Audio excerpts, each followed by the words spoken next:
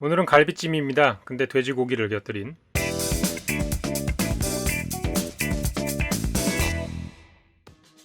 갈비에서 가장 어려운 부분은 전처리 부분이에요. 특히 고기를 오랫동안 핏물을 빼고 삶고 제거하고 데치고 이러는 과정이 고되고 귀찮아서인데 오늘은 그것들을 최소화해 보도록 하겠습니다. 잡내에서 가장 문제가 되는 부분은 뼈예요. 뼈. 사실상 살코기의 핏물을 제거하는 건 큰 의미가 없다고 보시면 됩니다. 여러분이 스테이크를 구울 때 핏물을 제거한다는 소리는 들어보신 적이 없으실 거예요. 실제로 양식에서도 갈비찜하고 비슷한 요리가 있는데 이런 요리들도 핏물을 제거하거나 하는 부분은 없어요. 물론 그 대신에 향신료를 사용해가지고 향을 제거하기는 하지만 한식에도 향신료는 있으니까 오늘 그 방법을 알려드릴게요. 뼈 부분에 저렇게 까맣게 되어 있는 부분이 잡내를 발생시키는 부분입니다. 열을 가하고 끓이기 시작하면 여러 불순물들이 저 뼈의 검은 부분에서 나오고 그게 바로 갈비탕이나 찜 같은 걸 할 때 핏물을 빼는 가장 큰 이유예요. 과학적으로 증명이 되거나 논문이 있거나 그런 부분은 아닌데요. 지금까지 나온 여러 가지 의견이나 셰프분들이 연구한 결과를 봤을 때 이런 방식이 제일 합리적으로 생각을 하는 것 때문에 얘기를 드리는 거예요. 오늘 준비한 소갈비 같은 경우는 냉동 제품이고 2주일 이상 냉동에 있었던 거라서 그다지 상태가 좋진 않습니다. 뼈도 까맣잖아요. 그래서 뼈를 제거할 거고요. 돼지고기 같은 경우는 오늘 구매한 건데 냄새를 맡아보니까 상태가 괜찮아요. 그래서 뼈가 그냥 있는 채로 할 거예요. 여러분들도 고기 상태에 따라서 핏물을 제거하셔도 되고 핏물을 제거하는데 시간이 너무 오래 걸리거나 귀찮다 그러시는 분들은 그냥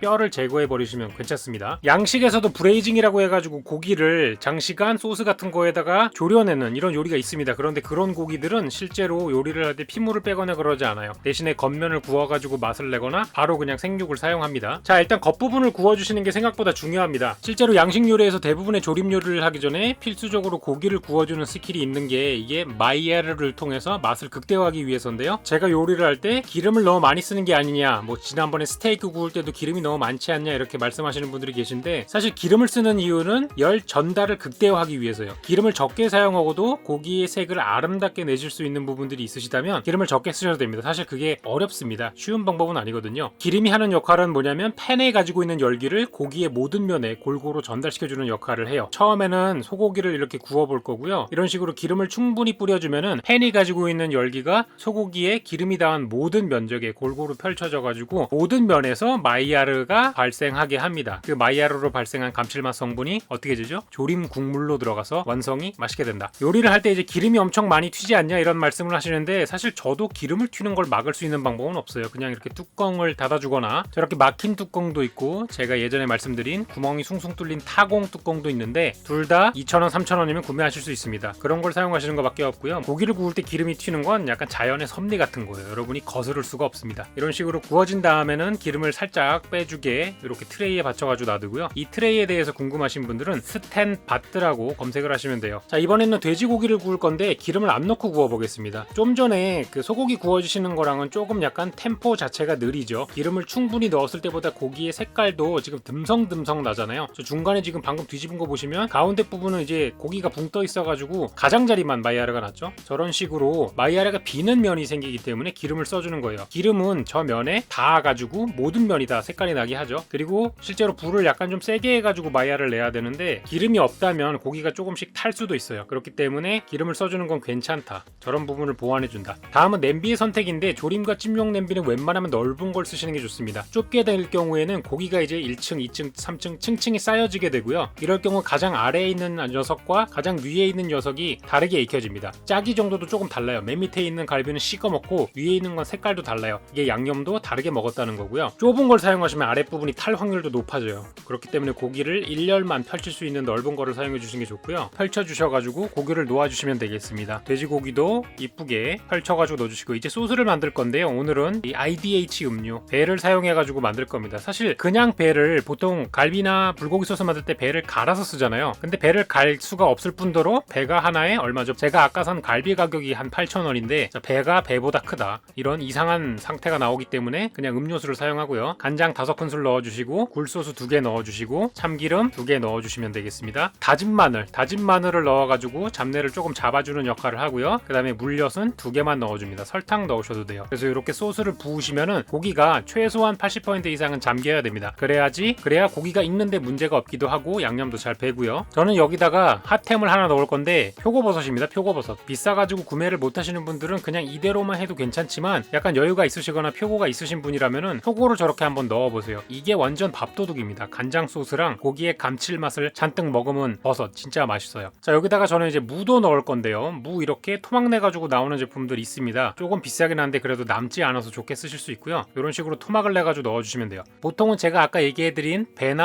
무를 갈아가지고 양념에 넣는데 믹서기가 없으면 못하니까. 자, 이번엔 돼지고기 양념입니다. 똑같아요. 갈아 만든 배 한 캔, 간장 5개, 굴소스 2개, 참기름 2개, 그 다음에 물엿인데 이번에 물엿을 4개를 넣었어요. 그 이유가 뭐냐, 요건 매운 걸로 만들 건데요. 그래서 단맛이 조금 더 필요합니다. 여러분이 알고 계시는 맛있는 매운맛이란 게 단맛이 어느 정도 들어가줘야 되거든요. 고춧가루는 취향에 따라서 3개나 4개 정도 넣어주시면 되고요. 이렇게 부어가지고 끓이시면 돼요. 처음에는 센 불로 끓이셔도 되는데 뚜껑을 여시면은 이렇게 부글부글 끓 때가 있을 때입니다. 이 다음에는 불을 무조건 줄여주셔야 돼요. 이 상태로 계속 끓이시면 고기만 질겨지고 양념은 배지도 않고 타기만 합니다. 어느 정도 고기가 익으면 공간이 조금 더 생겨요. 처음에 비해서는. 그때 이렇게 공간을 재정리를 해주시는 거예요. 이런 식으로 불을 어디까지 줄여지냐, 처음에 보시면 되게 바글바글 끓고 있잖아요. 이 불은 지금 센 불이에요. 우리가 불을 확인할 수 있는 건 위에서 부글부글거리는 정도입니다. 이 불을 최대한 낮춰가지고 보세요. 지금 같은 경우에는 좀 전이랑 달리 이 보글보글거리는 게 약간 보글보글 정도로 줄어들었잖아요. 이 상태로 한 40분 정도 익혀주시면 돼요. 그러면 요런 게 완성이 돼 있을 겁니다. 양념을 머금은 상태가 되는데 사실 반으로 잘라보면 속까지 들어가진 않아요. 왜? 조리 시간이 40분 정도밖에 안 됐거든요. 이걸 이제 2시간까지 늘리시면은 안쪽까지도 색깔이 배요. 근데 급하신 분들은 이렇게 만들어도 충분히 맛있게 드실 수 있다는 걸 알려드리기 위해서 속성 갈비찜으로 준비해 봤어요. 자, 이번에 이제 다 먹었으니까 고기를 먹고 나서 우리가 한국인의 후식을 먹어야죠. 볶음밥을 할 겁니다. 국물을 반반으로 섞고 남은 고기를 조금 섞어주고 김치를 잘라서 넣어주겠습니다. 밥을 넣어주고요. 마지막으로 참기름을 한 큰술까지 넣은 다음에 잘 비벼가지고 섞어주도록 하겠습니다. 아직 김가루는 넣지 마시고 전부 다 섞인 다음에 어느 정도 완성이 됐을 때 마지막에 김가루를 넣고 살짝만 섞어주시면 돼요. 너무 초반부터 하시면 김가루가 너무 풀어져가지고 완전 죽처럼 나오거든요. 살짝 약간 꾸덕꾸덕한 느낌이 있어야 괜찮습니다. 취향에 따라서 풀어진 걸 좋아하시면 그렇게 하셔도 괜찮아요. 마지막으로 치즈를 얹어주겠습니다. 이 부분은 이제 치즈가 녹는 장면을 여러분들이 조금 더 황홀하게 보실 수 있게 지금 20배속으로 늘려놓은 건데요. 치즈가 천천히 녹아요. 물론 중간 과정에 치즈를 잘라가지고 넣으면 훨씬 더 빨리 녹겠지만 그거는 치즈가 있는 듯 없는 듯 하고요. 약간 비주얼이 별로예요. 그래서 이런 식으로 녹인 것도 별로네요. 보니까 어쨌든 저걸 보면은 이제 치즈가 많이 있다라는 느낌은 확실히 있고, 뭐 레스토랑 상술 아니겠습니까? 이런 식으로 해가지고 이렇게 치즈를 또 하얗게 얹어 먹는 맛. 사진 찍으려고 사실 제가 위에다가 얹었어요. 다 뻥입니다. 뭐 여러분 편하신 대로 하시면 되고요. 넣어서 하셔도 되고 올려서 하셔도 됩니다. 그래서 오늘은 이렇게 갈비찜을 만들어 봤는데요. 오랜만에 제대로 된 레시피를 알려드릴 수 있어서 좋은 것 같아요. 사실 저는 저 배 음료를 사용하고 막 이러면서 이것도 망쳐가지고